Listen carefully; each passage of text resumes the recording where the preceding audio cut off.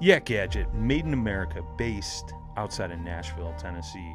Yak Gadget offers all kinds of storage accessories, quick mount motor mounts, anchor systems, track mounted accessories, even paddles. Go to yakgadget.com and get your kayak decked out for your next trip out on the water. The 153 Bait Company, based in Troy, Ohio, make everything from plastics to custom painted hard baits. Hook 'em hard and hook 'em often. All of our baits are made to order and all of our hard baits are hand painted to order. So go to the153anglers.com to place your order today. This segment is brought to you by Jig Masters. Step up your game with high-quality performance jigs, spinner baits, buzz baits, and more from jigmasters.com. And always, when in doubt, get the jig out.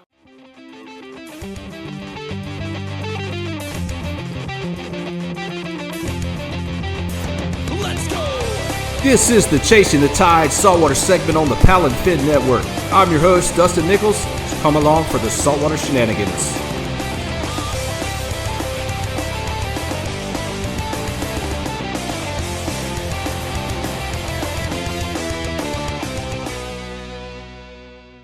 All right. Hey, once again, everybody, I'm back with another segment of Chasing the Tide, your saltwater connection on the Paddle and Fin Podcast Network. You know me. My name's Dustin. And tonight we got a special guest. We got Marty Mood, one of my fellow Torpedo fishing teammates, also with Fish USA. And he was, I think another little tidbit I found out, he was an original Hobie fishing team member, like from the get-go, correct? Is that what it is? Did I get that right or no? Yeah, something like that. Yeah, I'll say I was one of the first. Yeah, I don't know if I was the first, but definitely one. I was the first regular guy. There you go. Well, I'm gonna tell you right now. There was me and Hank Parker. Oh, there you go. Yeah, Marty, OG man. He's definitely been on some podiums. So he's I think you can see behind him. I see some IFA flags back there. No part of that. No. Yeah. Yes, sir. Well, cool deal. Well, just tell everybody, Marty Mood. Tell everybody a little bit of backstory, like how you got into kayak fishing? What brought you into that plastic boat? Give a little bit of a backstory about where you live a little bit and kind of roll into it from there. Yeah. So well, right now I live in Winchester, Virginia. I've only been here a couple years. Some of what we were talking about here before the show, I got into it actually down in Texas, but not too far from where you're at. Yes, sir. Stationed down there for flight school in the Navy, where I met Chad Hoover and Dean Thomas and all some of the bigger OG names in the sport. But down there with I used to do it was before I ever had a kayak, was doing a lot of flats fishing, and you know how the oil channels and the deep water was all you got. Beautiful flats separated by deep water, and you'd be on one wade fishing, and you'd always see fish blowing up or activity on another flat, and just always happened. And one day I'm sitting there, and here comes this guy paddling around some of the marsh in a kayak with a rod sticking out, and the light bulb went off. I was like, why didn't I think about that? And so back then I didn't know anything about it. It was obviously not as big as it was today, but a couple nights later. After I was up late studying and flipping through channels, and one of the original Hank Parker Hobie Outback commercials came on, your late night TV commercial, and I saw that, and it was like, that's it. It hit me. I said that's what I need, and so I talked the wife into getting a Hobie Outback for my birthday, like a couple months later, and I was off to the races. Cool deal. And then from there, got to know, started searching on the internet, and found Texas Kayak Fishing Forum with Tom Stubblefield was just kicking off, really starting to just explode. I was right down the road from Dean Thomas, so I got to meet him, and then I really just got to know some of the sort of the pioneers, especially in that area. And it was off to the races for me. It was one awesome. of my territory salesmen. Being in the Navy, I went from there. Yeah. That you happened to fish with Scott Knoll any back then? Oh yeah, I like Scott. Yeah. Oh yeah. I love Scott. Him and Dean Thomas used to be. Yeah, I'm sorry, y'all. We got a little bit of a lag going on. Ahead. Yeah, we got a little bit of a lag for some reason. I'll give a little time here after I'm done. But yeah, Camille, his wife is my territory sales manager for Jackson, and it's a cool deal. Yeah, Scott's a good dude. He does some good stuff over here. Right on. Oh yeah, I like Dean and Scott and Dean. They were like, just inseparable at that time. They were always together and just cutting on each other and carrying on, but the closest friends. And I get to know both of them pretty well. I know Camille. Matter of fact, I was talking to her on the internet or Facebook just maybe a week or so ago. So yeah, they're just great people and yes, super good fishermen. Great people to hang out with when you're not fishing. I mean, what I don't know what else to say about those guys. If you know them, they're just awesome people all around. So I would love to get back down to Texas and fish with both those guys again. Yeah. Well, come on, because I'll join y'all too. Yeah. Be ready to go. That'd be awesome. You never know. Yeah. All right. Yeah. So we're gonna get on into this here. I just as you started out in the early days on, and what time frame would that have been? Would that have been in the That was early I got my 2000. I got my first kayak early 2003. Okay. I hadn't even thought about getting a kayak. I was still in the surf game, surfing and skateboarding. A lot of people hadn't back then. It was new. Yeah. That back then you were still getting looks every time you showed up to the water, like, what the hell are you doing? Are you fishing out of that thing? And what's all that stuff on that? Every time you launch, it's 20 questions. We still get that, especially for the bass tournaments when we got 10 and 12 rods on the kayak and all the boats are like, what in the world are y'all doing in that thing? Yeah. Oh man. So what do you see comparing the early days like that of kayak fishing to towards today, the growth and advancement in the gear? What kind of have you seen over the years kind of trend that way? The biggest thing obviously is nowadays things are actually made and marketed toward kayak fishermen, and there is a such thing as a kayak fisherman. Back then it was we were taking normal kayaks, but really the Hobie Outback I think was probably one of the first kayaks that was actually marketed to fishermen, or at least it partially marketed toward fishermen. It had the Hank Parker name on it and all that. Other than that, I mean, they were just regular recreational kayaks, and guys were redneck engineering, equipment and rod holders and tackle management stuff to make it work.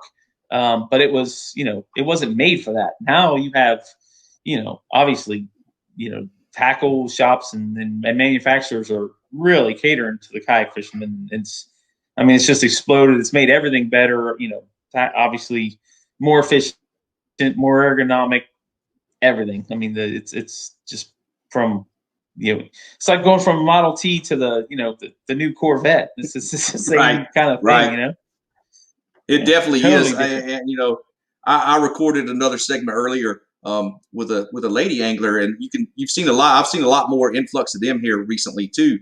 And just a topic we touched on was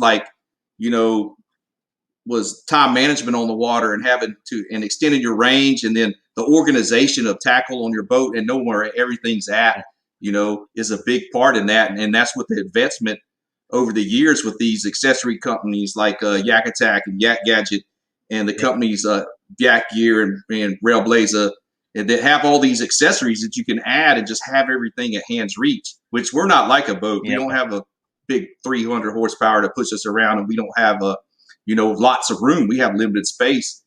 And, what I like to see over the past, 6-7 years since I've kind of jumped into it is how everything is catered to us as far as being as kayak anglers. There's accessories just for us, which is really cool, because then it just makes it that much easier on the water for us, Yeah, manufacturers started, not only marketing to us, but listening to kayak fishermen, listening to what they want, really really making things fit what we do, and making it easy to just plug and play. And you just didn't have that, back even 10 years ago. I mean, it just didn't exist like it does now.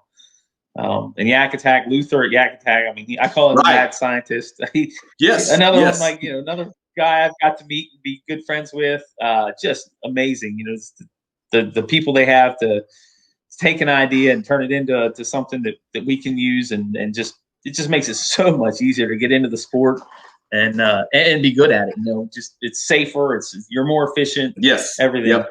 So, and it's crazy that it all started from a 360 light that he came up with, and it just kind of grew from there, which is insane. It's like it's just like Microsoft. He started in his garage or his basement, made one thing, and it took off, and kind of what started as almost like a hobby, and now he's got 20 some employees and a big warehouse, and it's awesome. So, yeah, that's super cool that he just come up with that, and then the stuff that it never ceases to amaze me of the new stuff that just comes out. It's like, oh wow, they got something else now, and then they updated their camera mounts, and then the other things with the way the quick release, the lock and load, the attachments to move around. It's just like every new little thing's popping up. It's like, man, who in the world's coming up with that? Yeah. That's insane. I mean, not only is he a mad scientist, and he's a genius at engineering and everything else, but he's surrounded himself with a bunch of other redneck geniuses, and then guys who can just take an idea and just come out with something just run with it, just visualize it and put it on paper. Yeah. That's the main thing to be able to do, is just amazing. Just be able to think about it and visualize and put it to paper and then put it to a product, and that's pretty cool. Well, I know you go back in the OG and go back in the tourney scene quite a bit. What do you see?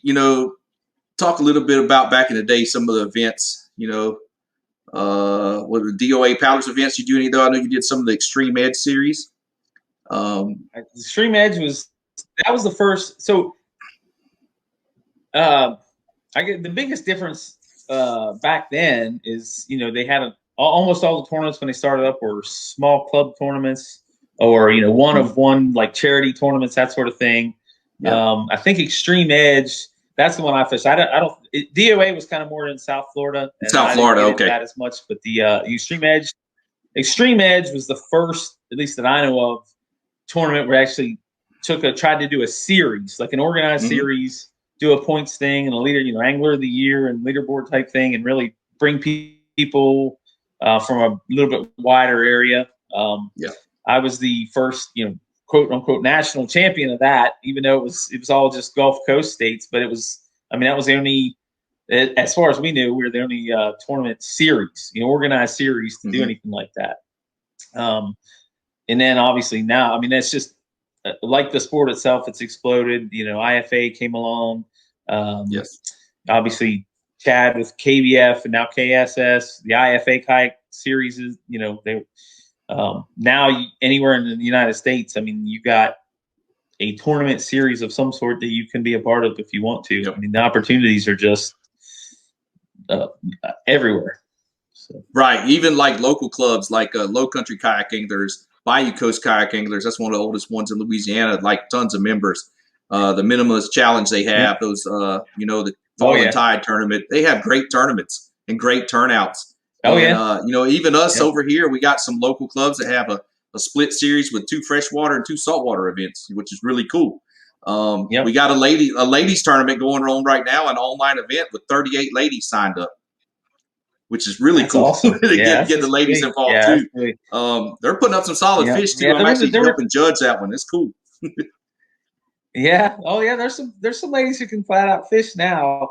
Again, that was, like you said, I think you said it was, about 10, 15 years ago, hardly any ladies in the sport. And now, they're everywhere. And that's the thing about fishing. Obviously, you don't have to be super strong, super fast, any of that. You can compete right along with anybody else. It's a level playing field. So.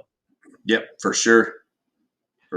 I know. And then, as far as back then versus today, on the kayak, the tournament scene, it seems like it's definitely growing too. And I see a lot of the, the grassroots clubs is what really feeds into all the bigger events. And I think it's really cool. We all have opportunities, even as new people starting out, that can come in and kind of get guided along. Because I, for one, I like to help people too. And I know you've been around a while now with it too. So I was just trying to get your gauge on all that, just with all the new influx of anglers and everything. It's just really cool. Yeah, that's the best. That probably the best thing for the sport has been the grassroots local clubs. It's a little bit less competitive, a little less. Obviously, the money's not as much, that sort of thing, but it's a more friendly environment. There's not as much on the line, and that's really where guys are more willing to help, especially newcomers out.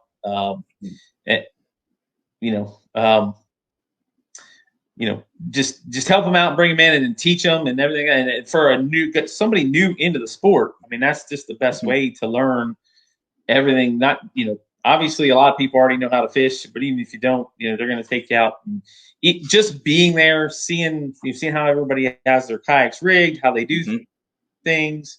You talked about time management on the water, all that stuff. That's where you can really pick up on a lot of stuff and learn that. I'm stepping back now. So I was in the Navy and I was doing a lot of the saltwater stuff and inshore and all that. I'm back to kind of where I grew up, and I grew up trout fishing and bass fishing, not too far from where I live now. But it's like I'm learning all over again, So I go to tournaments now, and I feel like a newbie now in the whole thing because it's just different, I've been blessed to travel all around and fish for a ton of different species and all over the country and the world, for that matter. The world. Yep. But it's kind of that idiom where you like a jack of all trades but master of none. I'm not really good at any of it. That sounds like me. I've worked as a chef. I went to culinary school. I drove trains. I was an engineer on trains. So, and then I work at a petrochemical plant. I've been there almost 23 years, so I've kind of stuck that one out. There you go. Yeah, I like the shift work, so I can fish in the mornings after my night shifts and all that good stuff. There you go. And then I was in the Marine Corps, so there you go. There's quite a bit of a stagger there. Dang crayon eater. I've been all over the place too. Yes, sir. Sure. Well, I'm a veteran myself, and I see you did a fair amount of time in the Navy there, and then as an aviator. When you first went in, you were enlisted, and then you went to college, and then came back and re-enlisted as an officer and went to flight school. Correct? Yes, sir. Oh, that's awesome. I understand. Homework. Yeah. What that is to go. I usually do.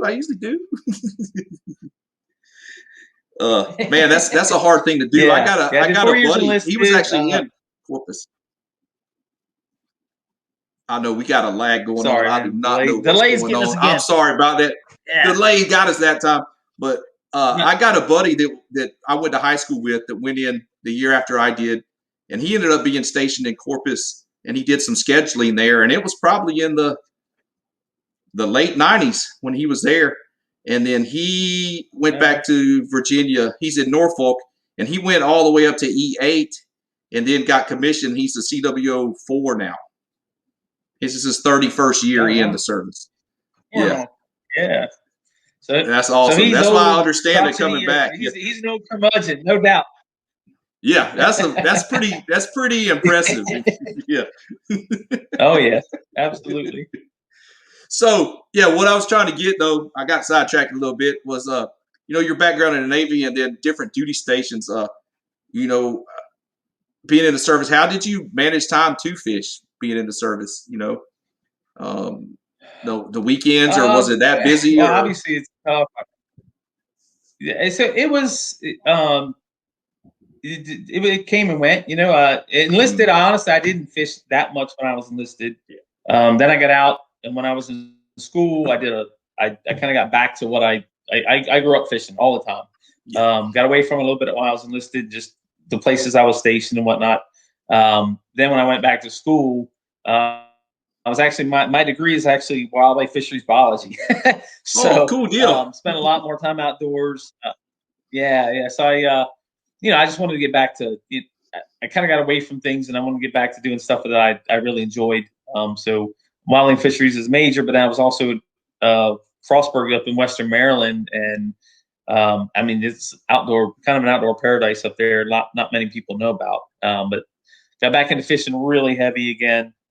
Did that, and then obviously when I went back in the Navy, think about a lot of the naval air stations. I mean, they're in some just incredible fishing spots. Yes. So during flight school, when you're an officer, it's a lot easier as well because you're a big boy. They treat like a big boy. So during flight school, I had a lot of time off. That's where I met Hoover, and then so I started kayak fishing down there. And if I wasn't flying or studying, I managed my study time, and if I wasn't flying or studying, I was fishing. I got married down there, and then before kids, it's always obviously a lot easier. So flight school I had a pretty decent amount of time to fish. And then, through my career, as long as I wasn't deployed, right, being a pilot, there's you can carve out enough time to, at least keep it interesting, and then you get some time on the water, so it wasn't too bad. That's cool.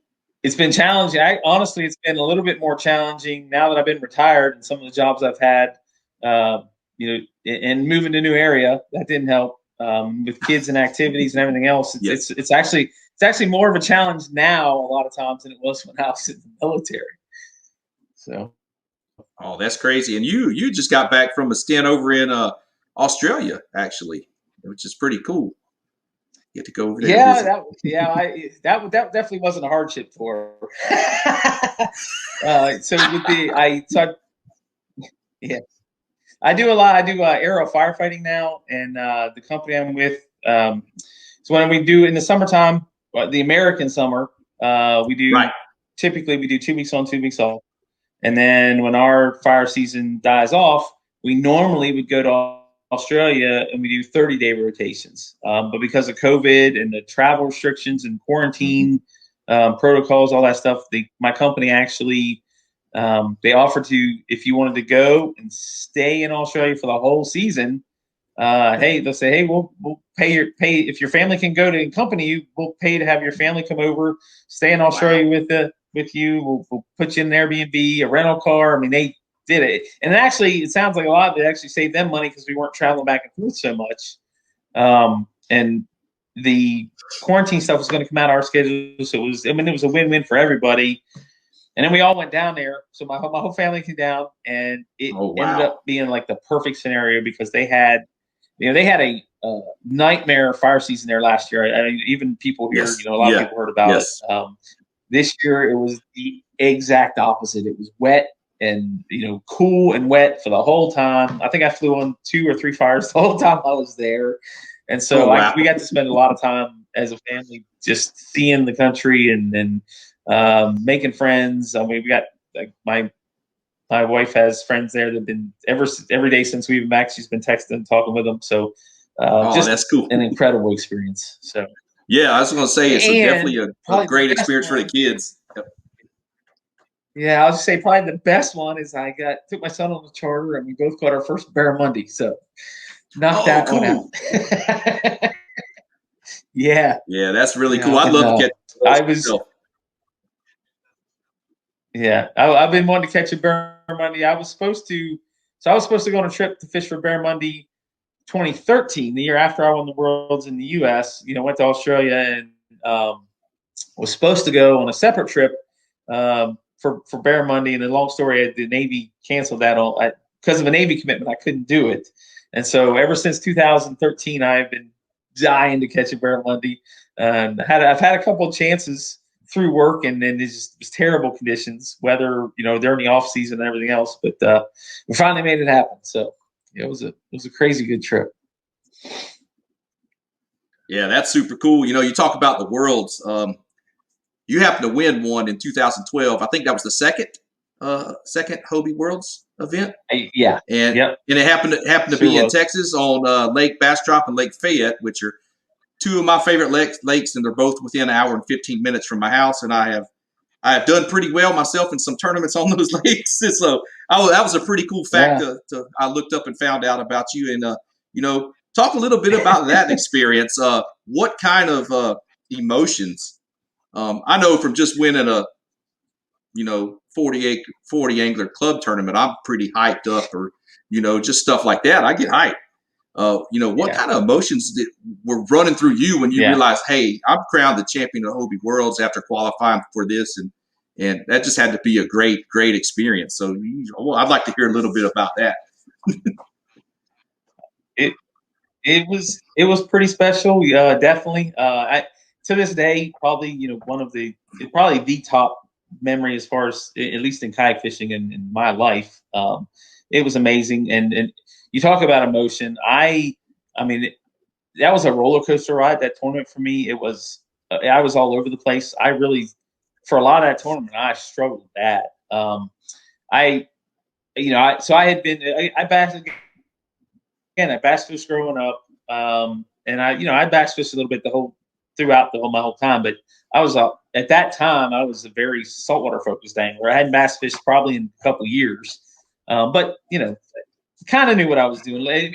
I still had an advantage over the Taiwanese and some of the Australians and that sort of thing. But and I talked to some. I did talk to some local guys, so I had a little bit of an idea of a game plan, what I wanted to do. But I went out. The first day was on Bastrop, and I think we had one practice day. Practice did not go real well, and I really actually, so our practice day, the first part of the practice day, the way the Worlds works, at least back then, was you had every American who supposedly knew what they were doing had 2 or 3 or 4 of the foreign competitors, and would take them out and just trying to get them familiar with the water, familiar with a couple of techniques that could catch them some bass.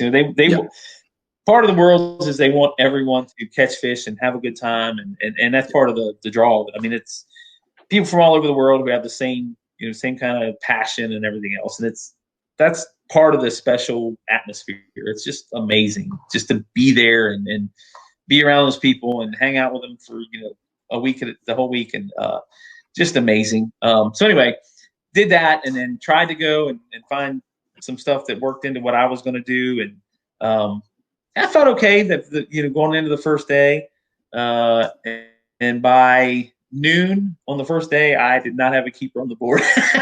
Oh wow! I had caught a couple dinks, and I ran into. I met up with Rob. You probably know Robbie Milam, or maybe you might know him. He's a Texan down there.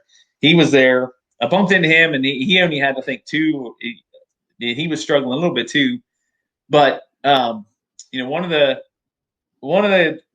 somewhat local Texas guys that I had talked to leading up, he said, "Listen," we talked about doing some frogging in a certain area, and it was like, hey, the later it gets in, the pattern doesn't really turn on until the sun gets up and they start hiding under that stuff. And I'm like, so I hadn't given up yet, but I was struggling. Didn't have a keeper till noon, and I finally wandered into an area that it looked perfect to what I wanted to do, and man, I started working this frog in some of the deep cattails and reeds, and within like 2 minutes, had a 19-inch fish.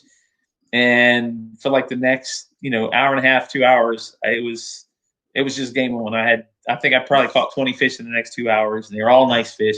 So day one, I was in the lead, feeling good.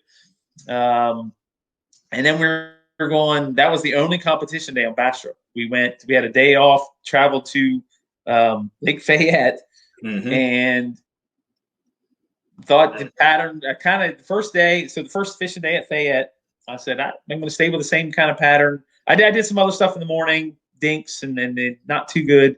And I really struggled on Fayette. I just couldn't find the same kind of areas. And nobody's real familiar with the lake because I never fished it. So I had a total Mike Iaconelli moment day 2. I literally caught. So I think I caught my first keeper at around 1 o'clock in the morning, 1 o'clock in the afternoon. Oh, wow. I think we had to check in. I think we had to check in at 3, and I caught my third. And so that it was a 3 fish limit is what you needed for there. I didn't catch my third keeper literally until, and when I say the last minute, I was across from the launch, across the little creek from where we launched at. And so you had a little identifier token, and you had to have your token on the table, the judge's table at 3 sharp. And if you anything after that, it was like, you start getting penalties. I had one of my keepers was like a barely legal. I think 14 was the limit. It might have been, if it was 14 inches, I think one of the fish I had, the fish number 2 was like 14 and an eighth.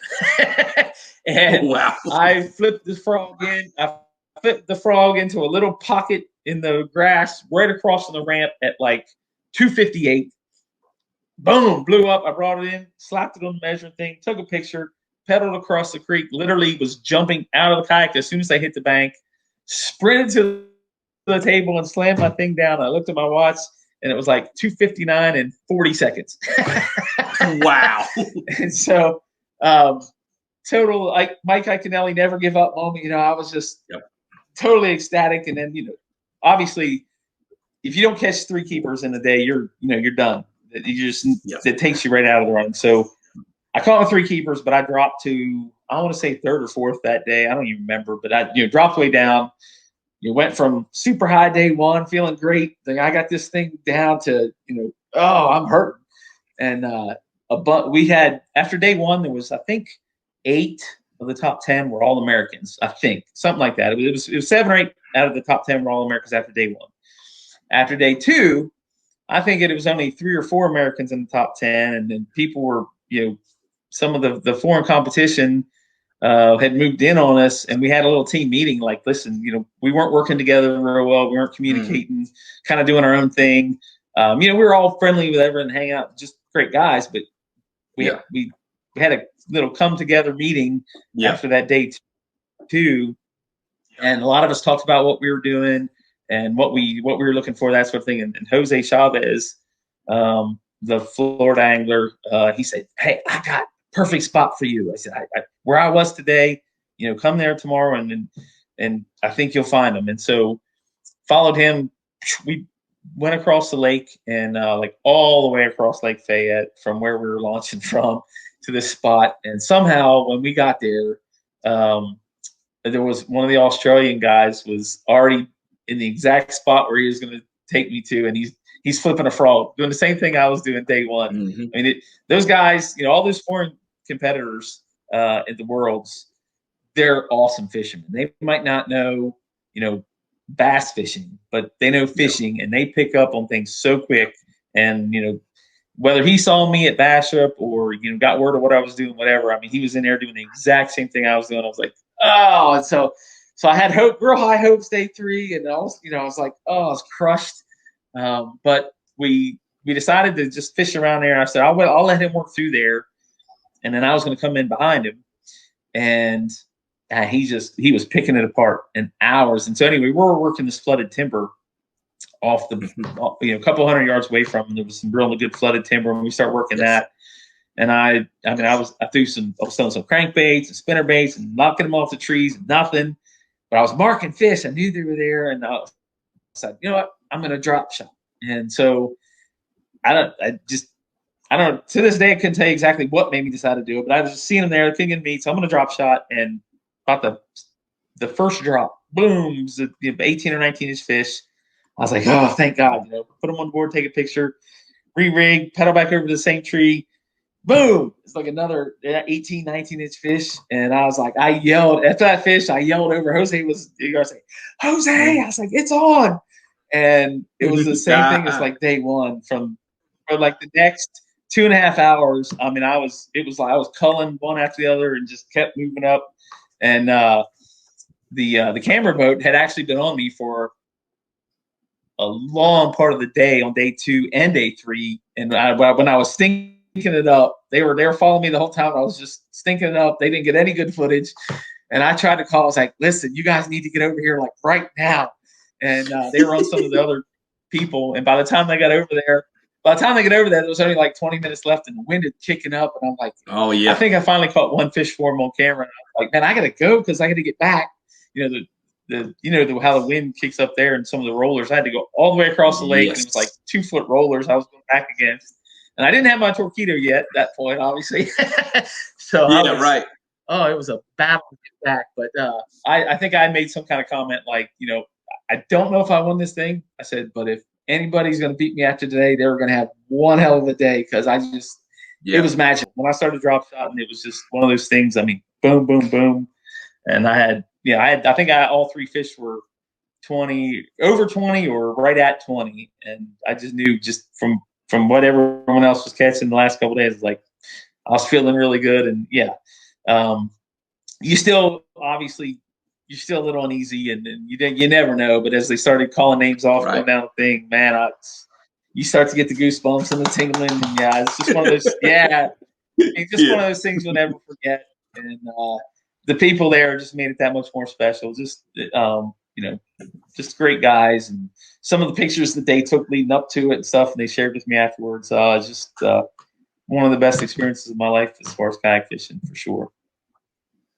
Man, that's super cool. I have a love-hate relationship with Fayette at times because of that wind. That area just sucks the wind in. And the roll, like you said, 2-3 foot rollers. If it's blowing 15, if they say, "Oh, it's 10-mile-an-hour winds," it's going to blow 25 on Fayette. I love every bit of that afternoon. I do too. I can imagine. And, luckily we were all in pro anglers, so obviously no better boat to handle that rough stuff than that. And, right. Luckily I had that, and I was pedaling my butt off to get back that day. I can only imagine. So Hobie Worlds, that's definitely a big notch on the belt right there for sure. And then present day, I mean, Jeff Little with Torpedo, he drug you into the KSS Striper Challenges, and he's probably regretting it. Yeah.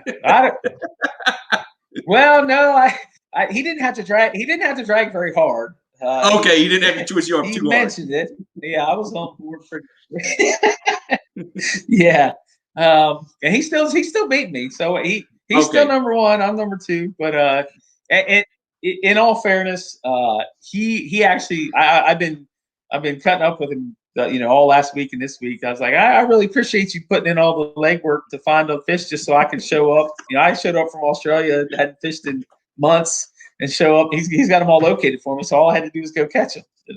I said, you're a hell of a guy, Jeff. I like it, because he's put some time on the water this spring. The striper fishery is not what it used to be here. There's still some good fish around. But there are definitely harder to find. They're definitely spread out more. And he had a lot of skunk days leading up to this last couple weeks, and brought kudos to him, because he did all that work, went out and found them, and then gave me a call and said, "Hey, come join me. I'm on fish." You did. So part of that is he wants to grow the Kayak Saltwater Series, and get it kind of get it growing and moving in the right direction. But he's obviously not an ego guy, and he wanted to share it, so I'll take it. Yeah, I'm stoked for the support. I'm not too proud. It's cool that Jeff's jumped on and kind of got that series rolling, and I appreciate it, because I'm actually going to take over the kind of the reins of the KSS and kind of run it, and help Chad out and everything. Yeah. So I'm excited to do that and try to grow this series. And, that's why it's just the Kayak Saltwater Series. That way we can have challenges with multiple species. We can do a slam challenge. We can do a trout challenge, like some side stuff, like the striper we got going on now. Maybe rock bass and calico bass in California at one time, if that wants to jump on board or whatever. So there's some opportunities out there for sure. So what area y'all are fishing in the Chesapeake Bay area over there where you're at? Yeah. Yep. Chesapeake, this time of year, the stripers are on the move. They're coming in. They're moving toward that spawning grounds. One of the big areas, obviously, Susquehanna Flats is no secret. And it's a big area. I don't think I'm spot burning there. We're not fishing that, but we're fishing, river mouths and stuff that are leading that way. Maryland actually is closing down this year at the end of March. So April we'll be fishing south of that, hoping to try and find the same thing. But almost any of the river mouths, there's the Rappahannock and the Potomac and all the rivers, the shad are coming up in, and the big stripers just following the shad and the bait coming up in, and then obviously they're getting their spawn on too. So pattern's kind of the same. We just got to find the different areas where they're at. So. And that old motor on the back sure does help troll around, don't it? Absolutely helps. Yeah, again, there's not as many as there used to be, but you got to go out and find them, and that's there's no better way. You just engage the torpedo when you get to a likely area. A lot of what we were doing, or especially what he was doing, was using it to troll. Trolling crankbaits and just covering water, and then when you start to find you find one, slow down and work it over a little better. Hopefully, you find a few more. If not, just keep moving. And he finally found an area where it was almost like a largemouth bass kind of pre-spawn area, because it was and the fish just kept showing up. He had a good day or two. Had two good days before I ever went over, and then we went and had a really good day. I didn't catch any big fish, but I caught. I think, but it was three of us that day, and I think we easily caught over 150 fish between three of us. It was lights out, and then and Jeff ended up getting 2 over 40 inches that day. It was a good day.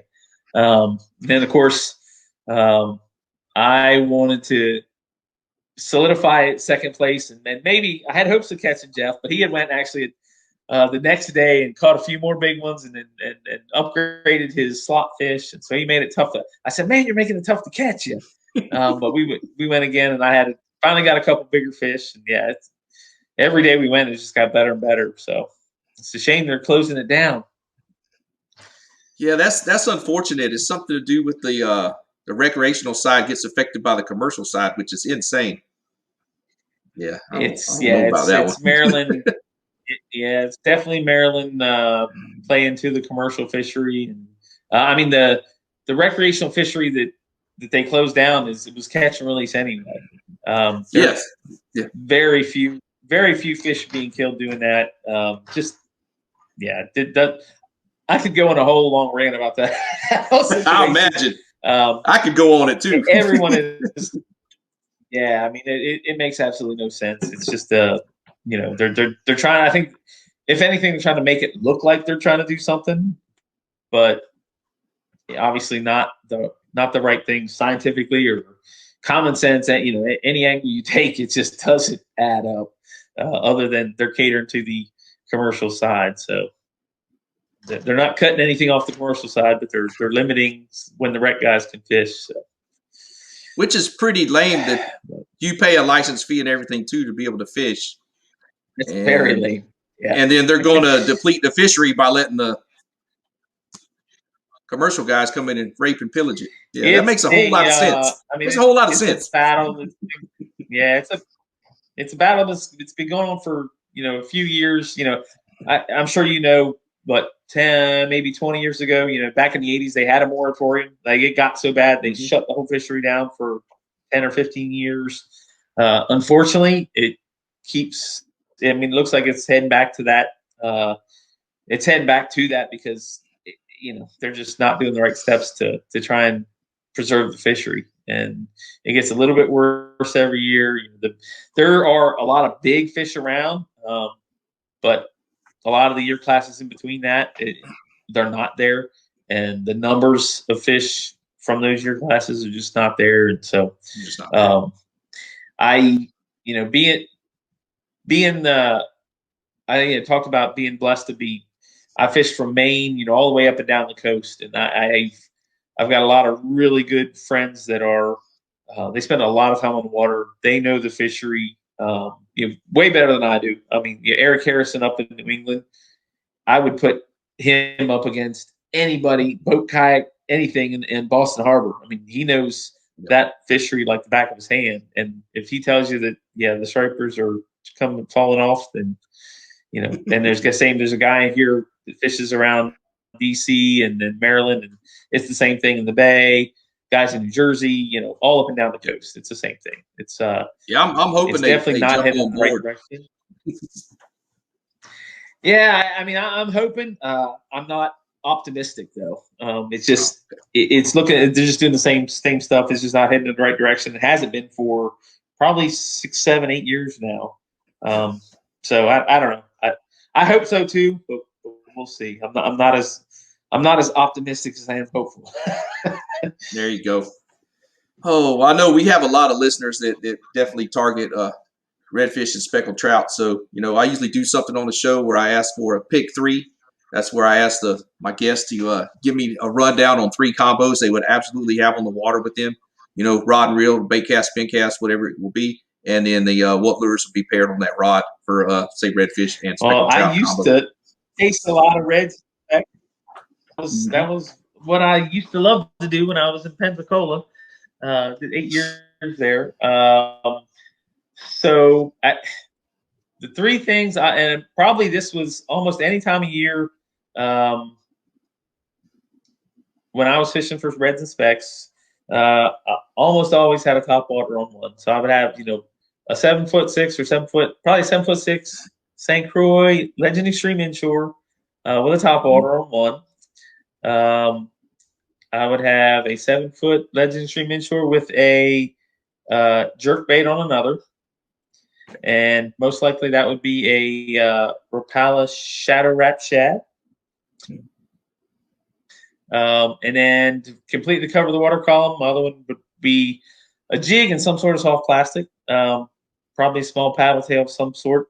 I'm trying to think off the top of my head now. I'm so far removed from that now, but probably a Z-Man paddle tail. Yeah.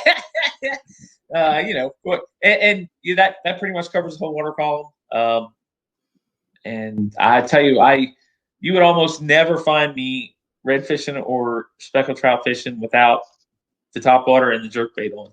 And if I couldn't catch them on that, then I slow down and use the jig and the soft plastic. But that was pretty much my game plan on 98% of the time on the water. And Pensacola is a little different. I mean, you have bays and stuff where you can target like a lot of structure, but then you have some flats and stuff you can hit too. So it's a little different. There's a little more finesse approach to some of them over there also. It's like different. Yep. Yeah. No, I love that area. I hated to leave that area. I would go back in a heartbeat, especially fishing. There's some good dudes over there too. Big Lagoon. Oh yeah, absolutely. I live 10 minutes from Big Lagoon. I was 4 miles from Brandon Barton is, he's a big social media guy. Everyone seems to know that name. Obviously on Team Torpedo now, which is a great move on their part. Great move, yes. I live like 4 miles from him, and we spent many hours in the water together. Yeah, I got to meet him and then Benson Parrott at the KBF Redfish Championship in Gulf Shores there last year. And, spent some time with them chatting a bit, and, I'd love to get over there and fish Pensacola myself sometime because, some of the bay systems over there in Wolf Bay and Mobile Bay kind of found some kind of similar stuff maybe to what's over there. And I'd like to go experience some of that stuff. It's just a great fishery. I like Florida. I grew up in Southeast Georgia. So couldn't find two better guys to do it with. Yeah, for sure. For sure. Absolutely. Well, cool deal, man. Well, yeah, we're going to wrap up here. We touched a bit of good stuff on here, man. I enjoyed having you on tonight. And we'll give you a chance here to take the mic and give some shout outs to some sponsors and some love to them and your family for support they show you for letting you do this too. So yeah, go ahead, man. Yeah. You always got to throw the family out. Obviously, the wife still lets me get out, and I obviously don't fish as much because of the kids and all their activities. But yeah, they're awesome. The best part, my boy's 9 now, and he's actually mad at me for going fishing with Jeff the other day because he wanted to go too. He's like, "Daddy, I want to catch a striper." I came back showing pictures. He wasn't very happy.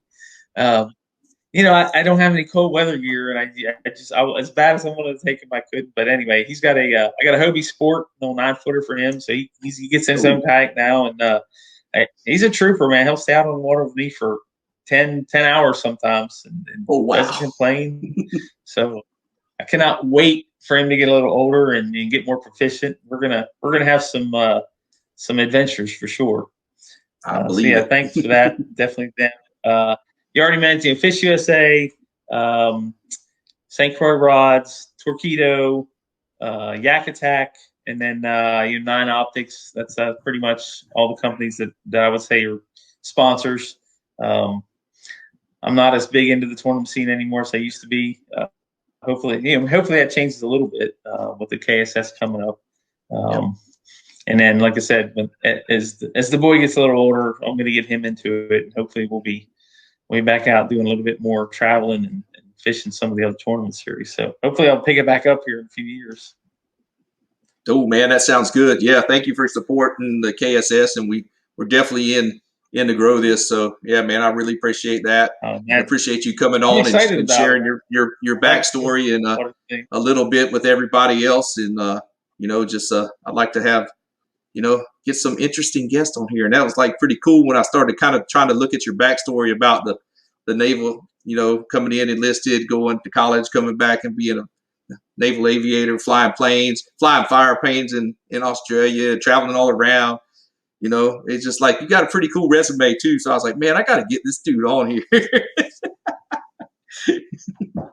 Yeah, thanks for having me. Like I said, like when you texted me, I said, you must be hurting for content. You want to have me on there, but it's a pleasure. I love talking kayak fishing, obviously, and I can't even believe it's already been an hour, so it went by fast. Yeah. Don't we all love talking fishing? I mean, it's crazy. I mean, I can talk the paint off a wall anyway, so it's all good.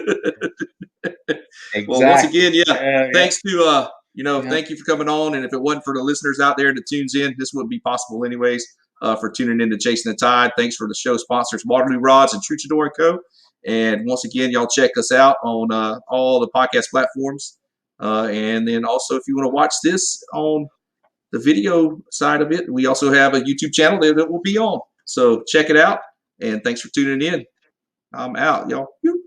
Thanks for tuning in to another killer episode on Paddle and Fin. Don't forget to go check out our website at paddle_and_fin.com. Don't forget to check out the YouTube channel at Paddle and Fin. If you got a question, comment, want to hear from a future guest on a future episode, feel free to email us at paddle_and_fin@gmail.com. Don't forget to follow us on social media at Paddle and Fin on Facebook and Instagram. Shout out to our show supporters, Angler. The Angler button and app just makes for a better time on the water and creates a virtual logbook for every fishing outing out on the water. Shout out to Rocktown Adventures, located in Northern Illinois, for all your kayaking, camping, and hiking needs. Shout out to Jigmasters Jigs. When in doubt, get the jig out. Go to jigmasters.com.